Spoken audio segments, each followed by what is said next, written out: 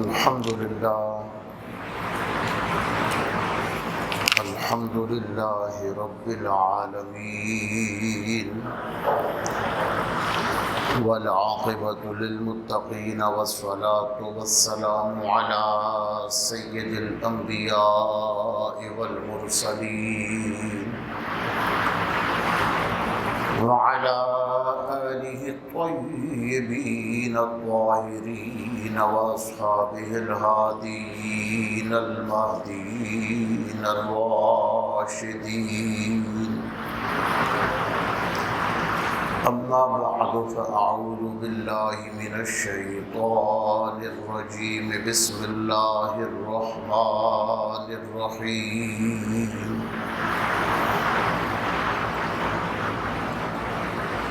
هو الذي أنزل عليك الكتاب منه آيات محكمات هن أم الكتاب وأخر متشابهات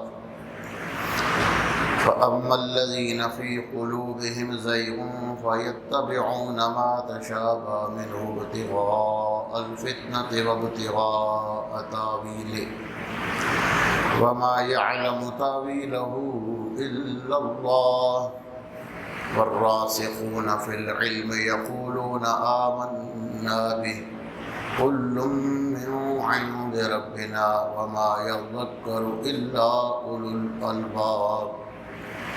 ربنا لا تزغ قلوبنا بعد إذ هديتنا وهب لنا من لدنك رحمة إنك أنت الوهاب. ربنا إنك جامع الناس ليوم لا ريب فيه إن الله لا يخلف الميعاد. إن الذين كفروا لن تغني عنهم أموالهم ولا أولادهم من الله شيئا وأولئك هم وقود النار كدأب آل فرعون والذين من قبلهم كذبوا بآياتنا فأخذهم الله بذنوبهم والله شديد العقاب. قل للذين كفروا ستغلبون وتحشرون إلى جهنم وبئس المهاد. آمنت بالله صدق الله مولانا العظيم وبلغنا رسوله النبي الكريم الأمين. رب اشرح لي صدري ويسر لي أمري واحلل عقدة من لساني يفقهوا قولي.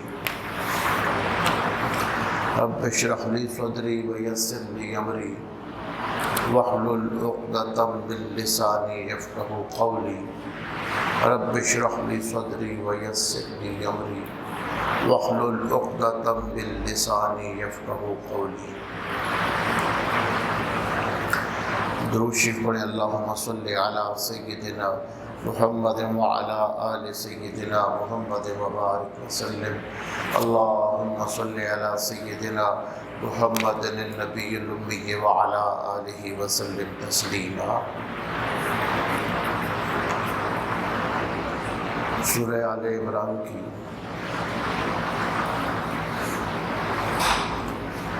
آیات مبارکہ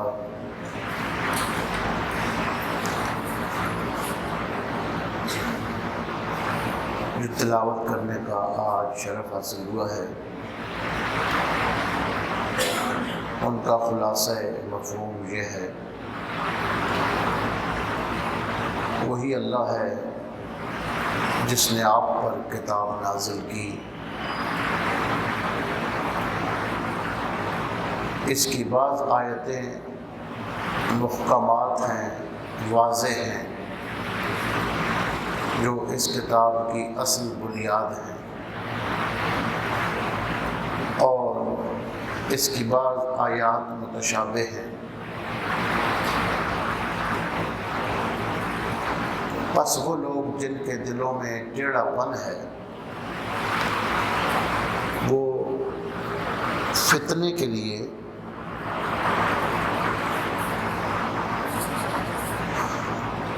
متشابہ آیات کا مطلب حاصل کرنے کے پیچھے پڑتے ہیں اور اس کے معنی کو ڈھونڈنے کی کوشش کرتے ہیں، حالانکہ متشابہ کے حقیقی معنی کو صرف اللہ جانتا ہے۔ اور جو علم میں ماہر ہیں وہ کہتے ہیں یقولون آمنا باللہ، وہ کہتے ہیں کہ آمنا بے، ہم اس پر ایمان لے آئے ہیں، کل من عند ربنا، یہ سب ہمارے پروردگار کی طرف سے ہے، وما یذکر الا اولو الالباب، اور نصیحت حاصل نہیں کرتے مگر وہی لوگ جو عقل والے ہیں۔ ایک دوسری قرأت کے مطابق ترجمہ یہ ہے کہ متشابہات کے معنی کو اللہ جانتا ہے اور وہ علم میں رسوخ رکھنے والے اہل علم متشابہات کے معنی کو اللہ تعالیٰ کے دیے ہوئے علم سے جانتے ہیں۔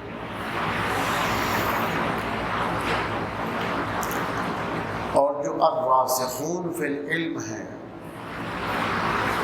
جو علم میں گہرائی رکھتے ہیں، وہ یہ دعا کرتے ہیں ربنا لا تزغ قلوبنا بعد اذ ہدیتنا، اے ہمارے رب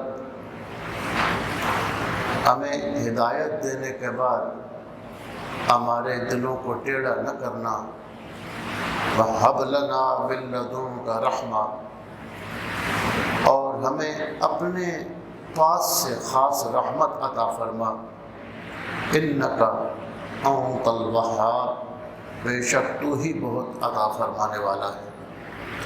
رَبَّنَا إِنَّكَ جَامِعُ النَّاسِ لِيَوْمٍ لَا رَيْبَ فِيهِ، اے ہمارے رب بے شک تو لوگوں کو اس دن جمع فرمائے گا جس دن کے بارے میں ہمیں کوئی شک نہیں ہے۔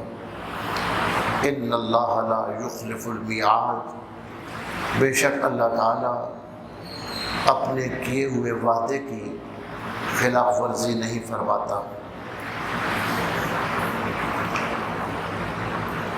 ان آیات مبارکہ میں انتہائی اہم مضامین کا بیان ہے،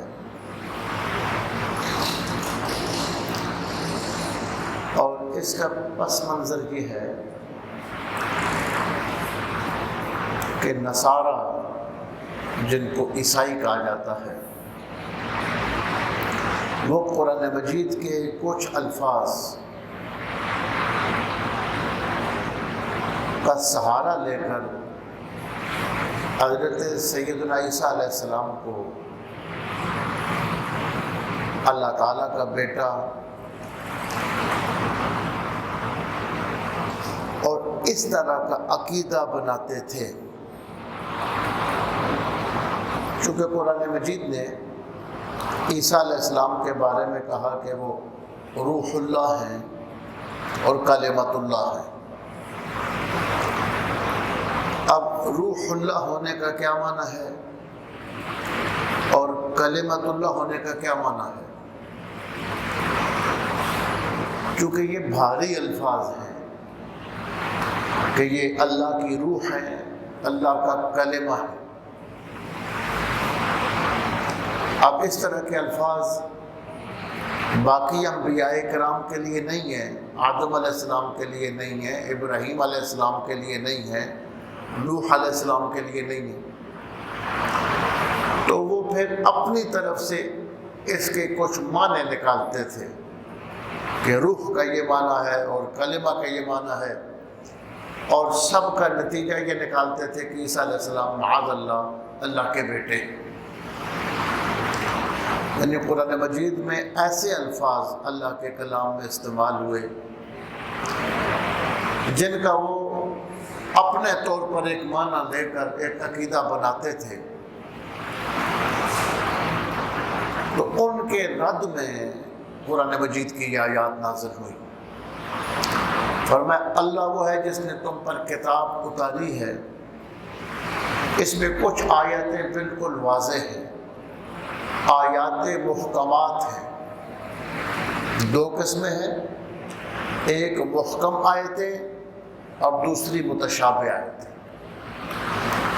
اور محکم ان کا معنی بالکل واضح ہے، لغت سے بھی سمجھ آتا ہے، محاورے سے بھی سمجھ آتا ہے، اہل زبان۔ جیسے حلال اور حرام کے احکام بیان ہوئے، بیان کر دیا گیا کہ تمہارے لیے مردار حرام ہے، خنزیر کا گوشت حرام ہے، اور جس جانور پر ذبح کے وقت اللہ کے علاوہ کسی اور کا نام لے لیا جائے وہ حرام ہے۔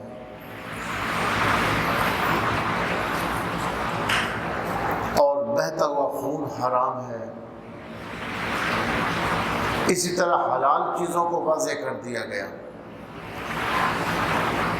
تو اس طرح کی آیات جن میں بالکل واضح احکام ہیں، مفسرین کے ایک بڑے طبقے کا نظریہ یہ ہے کہ آیات محکمات سے یہ مطلب ہے۔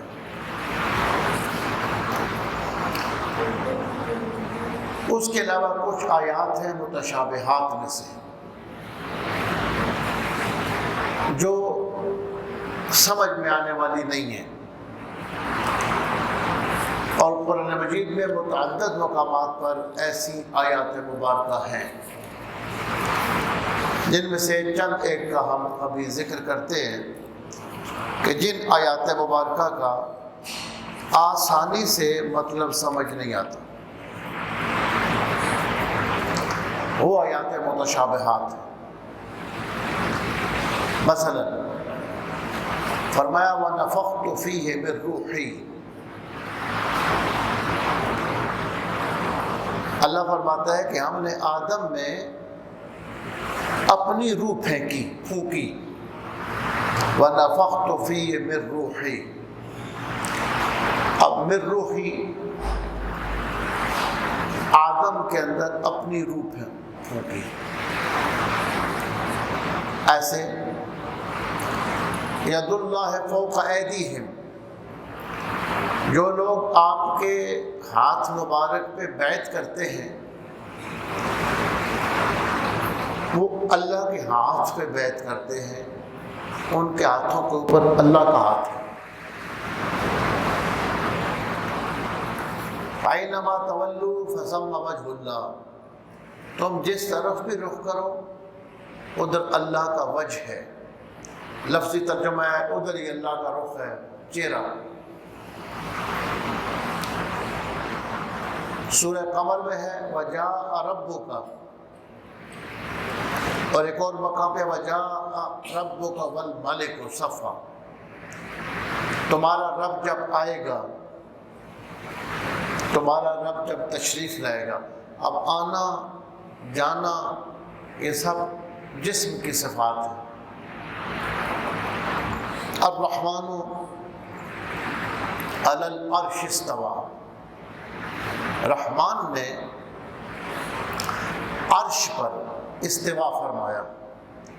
اب لغت میں استوا کا جو عام مطلب سمجھ آتا ہے وہ بیٹھنا ہوتا ہے، جس طرح کرسی پہ آپ بیٹھتے ہیں، آپ کسی بیٹھنے والی چیز کے اوپر بیٹھتے ہیں، اس کو استوا کہتے ہیں، ٹھیک ہو کر بیٹھنے کو۔ لیکن جب اللہ کے لیے یہ لفظ ہے کہ اللہ نے عرش پر استوا فرمایا، تو وہاں اگر یہ مطلب کرے کہ اللہ تعالیٰ عرش پر جم کے بیٹھا ہو، ٹھیک ہو کے بیٹھا ہو، تو یہ بیٹھنا اٹھنا یہ جسم کی صفات ہیں، اور اللہ جسم سے پاک ہے۔ جسم جو ہوتا ہے یہ محدود ہوتا ہے، جسم اس کا دایاں بھی ہے، بایاں بھی ہے، آگے بھی ہے، پیچھے بھی، اوپر اور نیچے بھی۔ تو 6 سمتوں کے اندر جو محدود ہو اس کو جسم کہا جاتا ہے۔ تو جب آپ اللہ تعالیٰ کے لیے جسم مانگیں مان لیں تو اللہ کو معدود ماننا پڑتا ہے۔ اسی طرح آیات مبارکہ میں ہے کہ آدم کو اپنے دونوں ہاتھوں سے پیدا کیا۔ اب وہاں تو دو ہاتھ ثابت ہو رہے ہیں، تو یہ وہ باتیں ہیں جو سمجھ میں نہیں آتی۔ اس قسم کی آیات کو آیات متشابہات کہا جاتا ہے۔ تو اللہ فرماتا ہے کہ جو لوگ فتنہ چاہتے ہیں وہ دوسری آیتوں کو بھی، جس میں سیدھا سیدھا نماز کا حکم ہے، روزے کا حکم ہے، حلال حرام بتا دیا گیا ہے، ان کو چھوڑ کر وہ اس گہرائی میں پڑھتے ہیں اور ان آیات کا معنی تلاش کرنے کی کوشش کرتے ہیں۔ فرمایا ان کے دل ٹیڑھے ہوتے ہیں، وہ ہدایت چاہنے کے ارادے میں ہی نہیں ہوتے، ہدایت طلب کرنا مقصود ہی نہیں ہوتا، فتنے کے لیے ان آیتوں کو پڑھتے ہیں۔ جس طرح وہ نصارہ اور عیسائی تھے کہ وہ روح اللہ اور کلمۃ اللہ کے لفظ لے کر عیسیٰ علیہ السلام کے لیے اپنا عقیدہ بناتے تھے، تو اللہ نے فرمایا یہ جو لوگ ہیں ایسے ہیں جو شرارت کے طور پر، فتنے کے طور پر اللہ کی کتاب کے بعض الفاظ کو پڑھتے ہیں اور اس کا مطلب تلاش کرنے کی کوشش کرتے ہیں۔ فرمایا والراسخون فی العلم، اور وہ لوگ جو الراسخ فی العلم ہیں، جو گہرائی سے جن کے پاس علم ہے، وہ کہتے ہیں ربنا لا تزغ قلوبنا بعد اذ ہدیتنا، یا اللہ جو تیری طرف سے آیا ہم اس پر ایمان لے آئے، ہمیں سمجھ آئے یا نہ آئے، یہ تیرا کلام ہے ہم مانتے ہیں، یا اللہ ہدایت دینے کے بعد ہمارے دلوں کو ٹیڑھا نہ ہونے دینا۔ حضرت ابن عباس رضی اللہ تعالی عنہما فرمایا کرتے تھے کہ وہ لوگ جو اللہ نے جن کے بارے میں فرمایا کہ الراسخ فی العلم ہیں، ان میں ایک میں عبداللہ ابن عباس بھی ہوں۔ حضرت ملا احمد جیون جون پوری رحمۃ اللہ تعالی علیہ، اب تفسیرات احمدیہ، یہ ہندوستان کے اندر احکام القرآن پر یہ کتاب لکھی گئی ہے، اور بہت بڑے عالم تھے یہ، اور انگزیب عالمگیر کے استاد بھی تھے۔ آپ کی تفسیرات الاحمدیہ وہ درس نظامی کے کورس میں بھی شامل ہے کہ 500 وہ آیتیں جو احکام کی آیتیں ہیں، جن میں اللہ تعالیٰ نے احکام بیان کیے، حلال حرام، نماز روزہ حج زکوٰۃ نکاح طلاق، یہ سارے مسائل، ان 500 آیات کو نکال کر تو آپ نے اس کی تفسیر کی ہے، بڑی شاندار کتاب ہے تفسیرات الاحمدیہ۔ اس میں آپ فرماتے ہیں کہ جو آیات متشابہات ہیں ان کے بارے میں ہمیں عقیدہ کیا رکھنا چاہیے۔ فرمایا عقیدہ یہ رکھنا چاہیے کہ اس کا جو مطلب ہے، جو معنی ہے، برحق ہے، ہمیں اس کا علم ہو یا نہ ہو، لیکن قیامت میں اللہ تعالیٰ اس کا معنی سب پر کھول دے گا، سب پر منکشف ہو جائے گا۔ لیکن نبی کریم صلی اللہ علیہ وسلم کو آیات متشابہات کی جو تفسیر اور معنی تھا وہ قطعی طور پر معلوم تھا، اور اللہ نے اپنے حبیب کو اس کا علم عطا فرمایا تھا۔ کیونکہ اگر یہ مانا جائے کہ آپ صلی اللہ علیہ وسلم کو بھی اس کا علم نہیں تھا، جیسا کہ بعض لوگوں کا نظریہ ہے، تو اس کا تو یہ بالکل واضح مطلب بنتا ہے کہ اللہ تعالیٰ نے ایسی بھی کچھ کلام اتارا ہے جس کا اپنے نبی کو بھی علم نہیں دیا، یا پھر ایسا کلام اتارا گیا جس کا کوئی مقصد نہ ہو۔ تو یہ الفاظ مکمل نہیں ہیں۔ فرمایا یہ تو پھر ایسا ہی ہو جائے گا جیسے ایک بندہ عربی نہیں جانتا اور آپ اس کے ساتھ عربی بولنا شروع ہو جائیں، ایک بندہ ترکی زبان نہیں جانتا اور آپ اس کے ساتھ ترکی بولنا شروع کر دیں، تو اللہ تعالیٰ کا حضور سے یہ کلام فرمانا یہ اس بات کی دلیل ہے کہ اللہ تعالیٰ نے اپنے حبیب کے علم پر حروف مقطعات اور متشابہات کا علم بھی عطا فرمایا تھا۔ الراسخون فی العلم، ان کی جو دعائیں ہیں دو، یہ قرآن مجید میں اللہ نے بڑے اہتمام کے ساتھ یہاں آیت نمبر 8 اور آیت نمبر 9 میں بیان فرمائی کہ وہ دعا کرتے ہیں ربنا لا تزغ قلوبنا بعد إذ هديتنا، جو آیات میں نے آپ کے سامنے پیش کی ہیں کہ اللہ تعالیٰ کہتا ہے کہ ہم نے انسان کو اپنے ہاتھوں سے پیدا کیا، تو اس کی تعویل یہ ہوگی، جو متاخرین نے جب زیادہ معاملات بگڑنے لگے تو متاخرین اس کی پھر ایک تعویل کی طرف گئے اور اس کی بھی ضرورت پیش آئی، تو فرمایا کہ اس کا مطلب یہ ہے کہ اللہ تعالیٰ نے اپنے قدرت سے انسان کو پیدا فرمایا۔ اور یہ ہمارے ہاں بھی اس طرح کے الفاظ استعمال ہوتے ہیں، تو کوئی بندہ کوئی کام اسے کہو اور وہ کام اس کے لیے مشکل نہ ہو تو کہتا ہے یہ تو میرے ہاتھوں میں ہے، اس کا مطلب یہ ہے کہ یہ میرے اختیار میں ہے، میں کر سکتا ہوں، یہ کام میرے لیے مشکل نہیں ہے، یہ تو میرے ہاتھوں سے ہو جائے گا، اس کا مطلب یہ ہے کہ یہ کام میں کر دوں گا۔ تو یہ تعویل یہ ہوگی کہ اللہ تعالیٰ نے اپنی قدرت سے انسان کو پیدا فرمایا۔ یہاں کچھ اور بھی مباحث ہیں جو اس وقت ہم زیر بحث نہیں لاتے، کہ قرآن مجید کا جب اردو ترجمہ کیا گیا تو بہت ساری آیات تھیں جہاں ضرب المثل بیان ہوئی یا محاورہ بیان ہوا اور ہم نے اس کا اردو میں ترجمہ کر دیا تو ترجمے سے مشکل پیدا ہو گئی۔ ضرب المثل اور محاورہ، اس کا اگر آپ ترجمہ کریں تو مسئلہ تو پیدا ہو جاتا ہے۔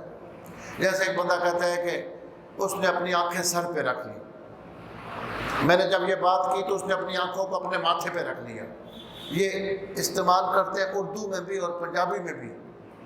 اب آپ اس کے اگر لغت میں تلاش کرنا شروع کر دیں کہ آنکھیں کس طرح اس نے نکال کر اپنے ماتھے کے اوپر رکھی، تو یہاں وہ ظاہری مطلب ہے ہی نہیں، یہ تو ایک ضرب المثل بیان ہوئی ہے۔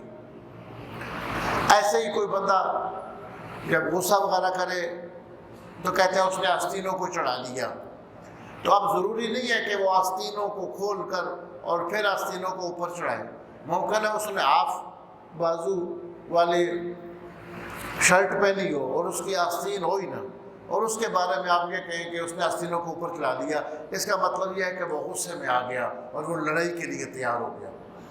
تو ضرب الامثال کا ترجمہ کرنے سے بہت سارے مسائل پیدا ہوتے ہیں، یہ آئندہ آیات میں ہم آپ حضرات کے سامنے انشاءاللہ بیان کریں گے۔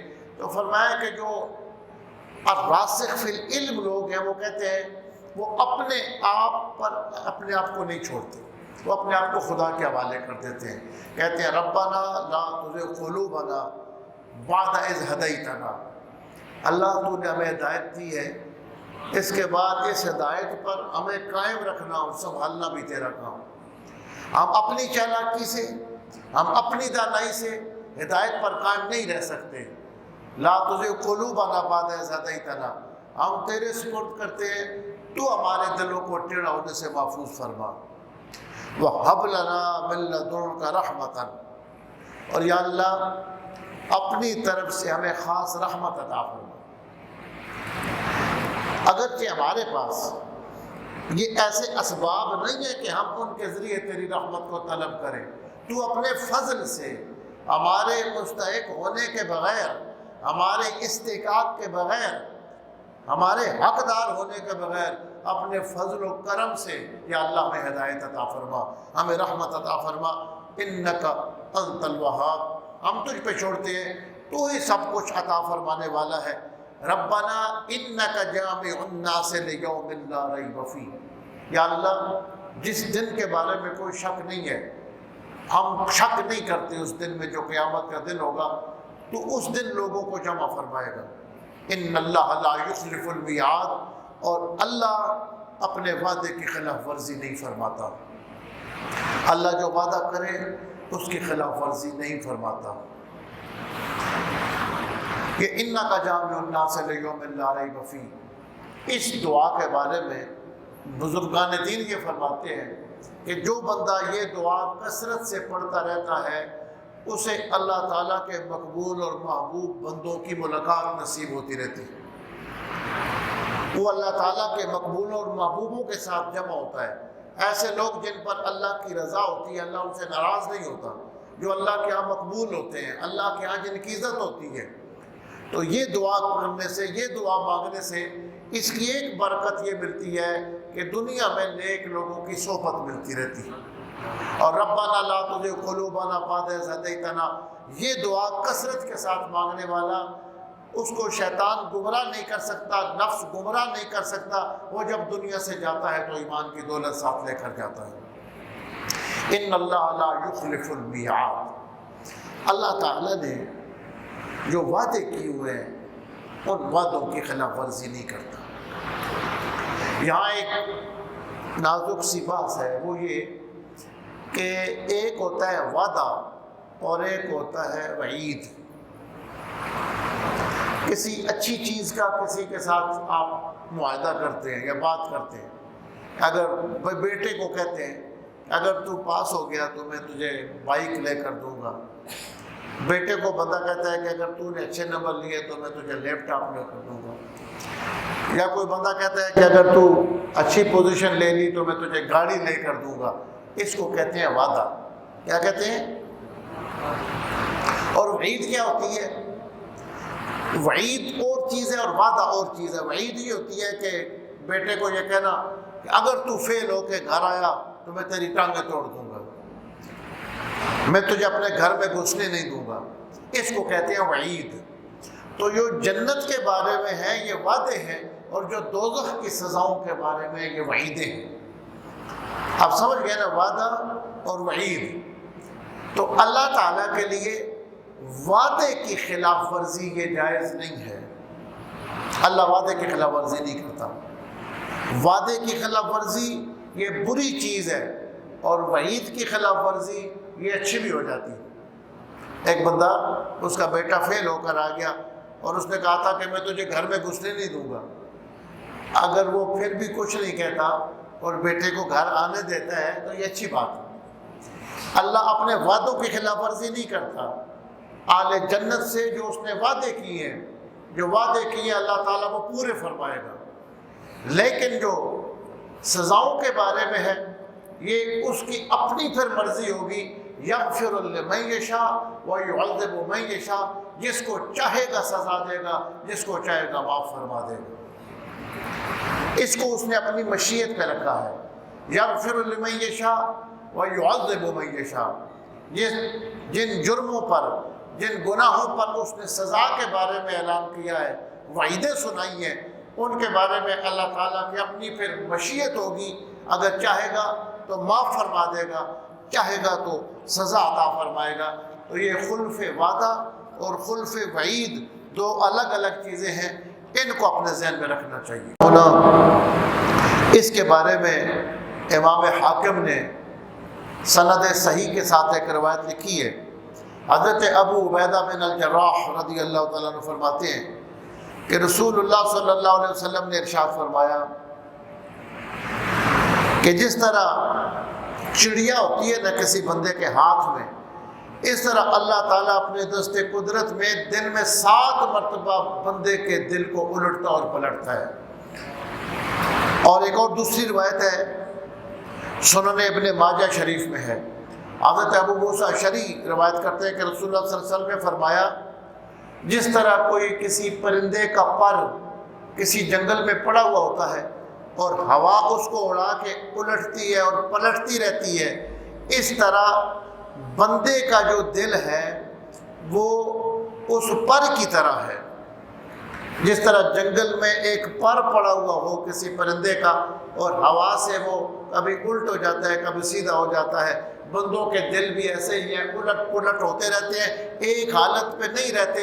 اس لیے یہ تعلیم دی گئی ہے کہ اللہ سے یہ درخواست کرو، ربنا لا تزغ قلوبنا، یا اللہ تو ہی سنبھال لے، ہمارے دلوں کو ٹیڑھا ہونے سے محفوظ فرمانا۔ اور حضرت ام سلمہ ام المؤمنین عرض کرتی ہیں یا رسول اللہ صلی اللہ علیہ وسلم، میں اکثر آپ سے یہ دعا سنتی ہوں کہ یا اللہ میرے دل کو ثابت رکھنا، میرے دل کو جمائے رکھنا۔ تو آپ نے فرمایا کہ بنی آدم کے دل، انسانوں کے دل رحمان کی دست قدرت کی بے کیف انگلیوں میں سے 2 انگلیوں کے درمیان ہوتے ہیں، بین اصبعین من اصابع الرحمن، رحمان کی اپنی شان کے مطابق اس کی اب تعویل ہی ہے، جو انگلیاں ہیں ان 2 انگلیوں کے درمیان اولاد آدم کے دل ہوتے ہیں وہ الٹتا پلٹتا رہتا ہے، ان کو اپنے قبضے میں اس نے رکھا ہوا ہے۔ فرمایا کہ اللہ سے یہ دعا ہم اس لیے کرتے ہیں تاکہ اللہ ہمارے دلوں کو ٹیڑھا ہونے سے محفوظ فرمائے۔ آگے فرمایا ان الذین کفروا لن تغنی عنہم اموالہم ولا اولادہم من اللہ شیئا، بے شک وہ لوگ جو کفر کرتے ہیں، جنہوں نے کفر کیا اللہ سے، عذاب سے نہ ان کو اموال، نہ ان کا مال بچا سکے گا، نہ ان کی اولاد بچا سکے گی۔ یہاں قرآن مجید نے ایک ترتیب رکھی ہے، جہاں جہاں بھی اس طرح کی آیات ہیں ان میں پہلے مال کا ذکر ہے اور پھر اولاد کا ذکر ہے۔ یہ ایک مفسرین نے یہاں ایک اہم بات کی ہے کہ مال کا ذکر پہلے کیا، اولاد کا ذکر بعد میں کیا۔ جیسے وَمَا أَمْوَالُكُمْ وَلَا أَوْلَادُكُمْ بِالَّتِي تُقَرِّبُكُمْ عِنْدَنَا زُلْفَىٰ إِلَّا مَنْ آمَنَ وَعَمِلَ صَالِحًا إِنَّمَا أَمْوَالُكُمْ وَأَوْلَادُكُمْ فِتْنَةٌ، بے شک تمہارے مال اور تمہاری اولاد یہ تمہارے لیے آزمائش ہے۔ یوم ینفع مال ولا بنون، ایک وہ دن آنے والا ہے جس دن نہ مال کام آئے گا نہ اولاد کام آئے گی۔ تو اس طرح کی آیات مبارکہ میں پہلے مال کا ذکر ہے کہ جب بندے پر کوئی تکلیف آتی ہے، مصیبت آتی ہے، تو انسان اپنے آپ کو مصیبت سے بچانے کے لیے، تکلیف سے بچانے کے لیے اولاد کی نسبت مال سے زیادہ کام لیتا ہے۔ اب بندہ بیمار ہو جائے تو کتنا ہی اس کا مال عزیز ہو، اپنے مال کو وہ خرچ کرتا ہے اپنی صحت کے لیے۔ تو اپنے آپ کو تکلیفوں مصیبتوں سے بچانے کے لیے بندہ مال کا سہارا زیادہ لیتا ہے۔ لیکن جہاں پہ محبت کی بات آتی ہے تو مال کے مقابلے میں اولاد زیادہ عزیز ہوتی ہے۔ اب جہاں جہاں یہ تکلیفوں کا ذکر ہے نا، وہاں اولاد کے مقابلے میں پہلے مال کا ذکر ہے پھر اولاد کا، لیکن جہاں محبت کی بات ہے وہاں پہلے اولاد کا ذکر ہے۔ جیسے فرمایا زُيِّنَ لِلنَّاسِ حُبُّ الشَّهَوَاتِ، یہی اگلے رکوع میں یہ آیت آتی ہے۔ البنین، فرمایا کہ بچے اور پھر ان کے پاس جو خزانے ہیں، پہلے بچوں کا ذکر ہے، پہلے بیویوں کا ذکر ہے، پھر آگے جا کر مال کا ذکر ہے۔ یعنی جہاں پہ مصائب کا ذکر ہے وہاں مال کا ذکر پہلے ہے، جہاں محبت کا ذکر ہے پہلے اولاد کا ذکر ہے۔ اب دیکھیں مال کتنا ہی عزیز ہو، لیکن جب بچہ بیمار ہو تو بندہ زندگی کی ساری مال جائیداد اپنے بچے کی صحت کے لیے خرچ کر دیتا ہے۔ اس لیے اولاد محبت کے معاملے میں زیادہ عزیز ہوتی ہے۔ جہاں جہاں مصائب سے بچانے کا ذکر ہے وہاں مال کا ذکر پہلے ہے، جہاں محبت کی بات ہے وہاں اولاد کا ذکر پہلے ہے۔ تو اس طریقے کے ساتھ یہ ایک اللہ تبارک و تعالیٰ کا ایک حسن ترتیب ہے جو اس نے اپنی کتاب کے اندر، پوری کتاب کے اندر آپ کو اسی طرح ملتا ہے۔ قَدْ كَانَ لَكُمْ آیَةٌ فِي فِئَتَيْنِ الْتَقَطَا، فرمایا کہ تمہارے لیے دو جماعتوں میں ایک نشانی ہے، جو جماعتیں آپس میں مقابل ہوئی، آپس میں صف آرا ہوئی۔ فِئَةٌ تُقَاتِلُ فِي سَبِيلِ اللَّهِ، ایک گروہ وہ تھا جو فی سبیل اللہ جہاد کر رہا تھا، اللہ کی خاطر لڑ رہا تھا۔ وَأُخْرَىٰ كَافِرَةٌ يَرَوْنَهُمْ مِثْلَهِمْ رَأْيَ الْعَيْنِ، دوسری کافروں کی جماعت تھی، وہ کافر مسلمانوں کو کھلی آنکھوں سے دو گنا زیادہ دیکھ رہے تھے۔ وَاللَّهُ يُؤَيِّدُ بِنَصْرِهِ مَن يَشَاءُ، اور اللہ اپنی مدد کے ذریعے سے جس کی چاہتا ہے مدد فرماتا ہے۔ إِنَّ فِي ذَلِكَ لَعِبْرَةً لِأُولِي الْأَبْصَارِ، فرمایا کہ اس واقعے کے اندر آنکھیں رکھنے والوں کے لیے بڑی عبرت ہے، بڑی نشانی ہے۔ یہاں بدر کا ذکر ہوا، 313 صحابہ اکرام کی تعداد تھی اور 1000 کے قریب کفار کا لشکر تھا۔ یہاں یہ بیان ہوا ہے کہ اس میں اللہ تعالیٰ نے ایسا کر کے دکھایا کہ کفار کو مسلمان 2 گنا زیادہ نظر آئے، یعنی 313 بندے ان کو 900 سے زیادہ نظر آئے۔ کفار کو ایسے لگ رہا تھا کہ جس طرح ہمارا لشکر اتنا بڑا ہے مسلمانوں کا لشکر بھی اتنا بڑا۔ ان چیزوں سے بندہ جب تک گزرتا نہیں ہے اور جب تک مشاہدہ نہیں ہوتا اس وقت تک اس کو ہم چونکہ کتاب اللہ پر یقین کرتے ہوئے مانتے ہیں، لیکن اللہ کے ایسے بندے اس دنیا کے اندر موجود ہوتے ہیں جن کو اللہ تعالیٰ اس بات کا مشاہدہ کرواتا ہے کہ جب حق اور باطل کا مقابلہ ہوتا ہے ان کے ساتھ تھوڑے سے لوگ ہوں تو ان کو محسوس ہوتا ہے خود کہ ہمارے پاس اتنی بڑی طاقت آ گئی ہے کہ اللہ تعالیٰ اہل ایمان کی اپنی طرف سے مدد فرماتا ہے۔ اس آیت میں یہ بتا دیا گیا کہ تھوڑا ہونا یا زیادہ ہونا، یا اسلحہ تھوڑا ہونا یا زیادہ ہونا، جنگی ساز و سامان یا تھوڑا یا زیادہ ہونا، اور تعداد کا زیادہ کم ہونا، اس پر فتح و نصرت کا معیار نہیں ہے۔